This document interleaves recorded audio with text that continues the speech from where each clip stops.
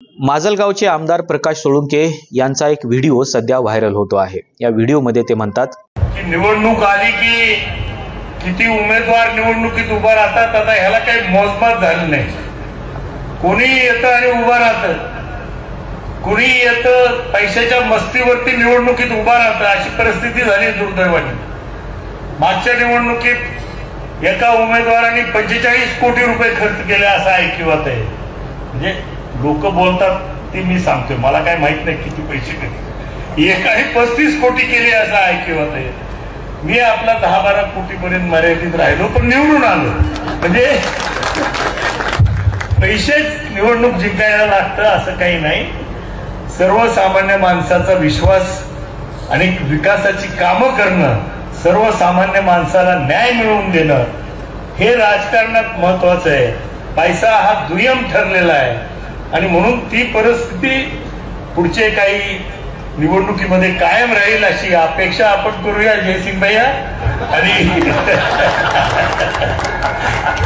आणि कुणीतरी दरवेळेस माजलगावचं म्हणजे आमचं नशीब असं आहे की कुणीतरी नवीनच गडी पैलवान येतो आणि त्याला उत्साह असतो, नव्यानं आमदार व्हायचंय असं वाटत असतो, म्हणून त्याच्या अंगात ते भिनलेलं असतं, म्हणून ते म्हणतो लागू द्या पैसा किती लागला तसं त्याचं फेस मात्र आम्हाला करावं लागतं अशी परिस्थिती आहे।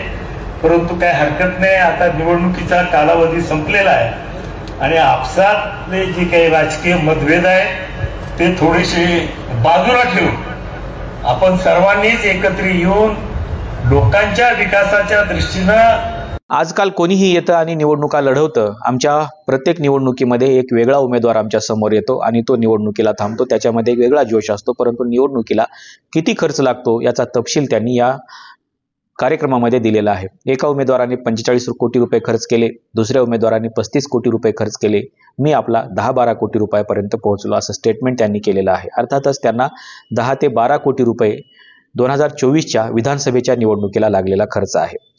विधानसभेच्या उमेदवाराला निवडणूक आयोगाने खर्चाची मर्यादा घालून दिलेली आहे। हा उमेदवार 40 लाखापर्यंत आपल्या निवडणुकीमध्ये खर्च करू शकतो, परंतु 40 लाखाच्या जर वर खर्च गेला तर त्याच्यावरती गुन्हा दाखल होऊ शकतो। प्रकाश सोळुंके यांनी निवडणूक आयोगाकडे जो खर्च दाखल केलेला आहे तो कदाचित 40 लाखाच्या मध्येच असेल, परंतु त्यांनी जे जाहीर कार्यक्रमामध्ये सांगितलेलं आहे की मला 10 ते 12 कोटी रुपयाचा खर्च आलेला आहे, त्याचं काय? दुसरी महत्वाची गोष्ट म्हणजे ते म्हणतायत की आणखी एका उमेदवाराला 45 कोटी रुपयाचा खर्च आलेला आहे, दुसऱ्या उमेदवाराला 35 कोटी रुपये खर्च आलेला आहे। हे दोन उमेदवार कोण आहेत हे देखील शोधणं निवडणूक आयोगाचं काम आहे। जर प्रकाशदादा सोळुंके अर्थातच लोकप्रतिनिधी सांगत असतील की दोन उमेदवारांनी माझ्यापेक्षा जास्त खर्च केलेला आहे, तर अर्थात माजलगावमध्ये 3 उमेदवार असे आहेत ज्यांनी इतका मोठा खर्च केलेला आहे, किंवा बीड जिल्ह्यामध्ये असे 3 उमेदवार आहेत ज्यांनी इतका मोठा खर्च केलेला आहे आणि हे निवडणूक आयोगाला माहिती नाही।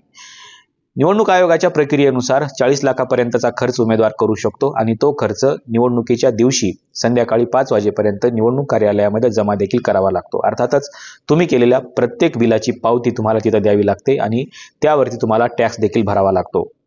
आपण जर एखाद्या दुकानामध्ये गेलो, एखादी वस्तू खरेदी केली तर आपण देखील टॅक्स भरतो।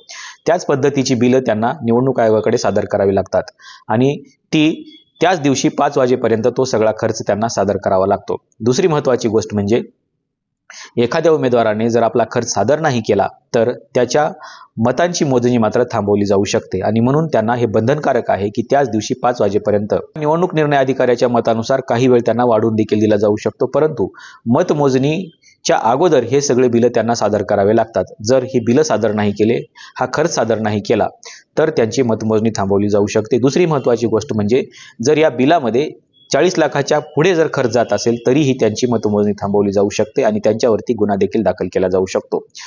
सगळेच उमेदवार हे 40 लाखाच्या आत खर्च दाखवतात, परंतु प्रत्यक्षामध्ये हा खर्च जास्त झालेला असतो, परंतु बोलून कोणीच दाखवत नाही।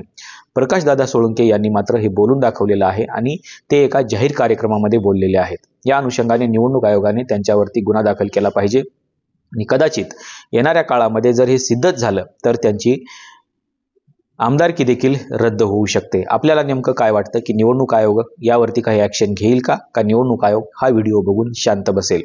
निवडणूक आयोगाने काय भूमिका घेतली पाहिजे आणि प्रकाशदादा सोळुंके आणि त्यांचे जे काही सांगितलेले 2 उमेदवार आहेत ज्यांनी 45 कोटी रुपये आणि 35 कोटी रुपये खर्च केलेले आहेत याचा देखील शोध निवडणूक आयोगाने घेतला पाहिजे का आणि त्यांच्यावरती कारवाई झाली पाहिजे का?